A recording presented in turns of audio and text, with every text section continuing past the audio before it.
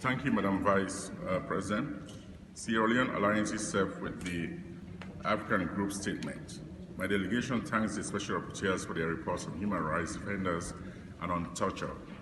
Our intervention focuses on the report of the Special Rapporteur on human rights defenders, which highlights the critical role of women human rights defenders and the broader impact of promoting human rights and fundamental freedoms. Sierra Leone notes with concern that in Addendum 1 of the Special Rapporteur's report, recent developments in the Human Rights Commission of Sierra Leone are mentioned in a very misleading way. The Commission, which was established by our Parliament in 2004, was recently restructured as part of the broader reform efforts of the government. It is now properly constituted and is fully in compliance with the Paris Agreement principles.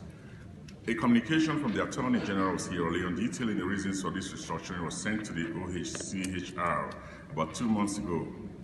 For the records, the changes were intended to safeguard the principles of pluralism and the independence of the Commission in conformity with due process and international best practice.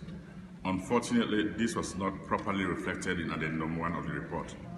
Madam Vice President, my delegation takes similar exception to the language used in the report with respect to our review of current policy on non-governmental organizations. The review is intended to make sure that resources NGOs canvass on behalf of Sierra Leone are properly and transparently used, as well as to prevent illicit flows through non-accountable organizations. This will not in any way affect our commitment to freedom of association or to strengthening civil society.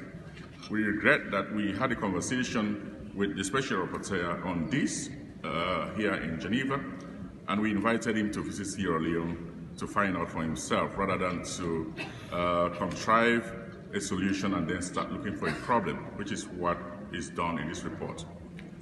Finally, we are fully committed to the principles of transparency and accountability in respect both of the work of government and non-governmental organizations, which is why the government recently set up 3 anti-corruption commissions of inquiry led by independent judges from Sierra Leone, Ghana, and Nigeria.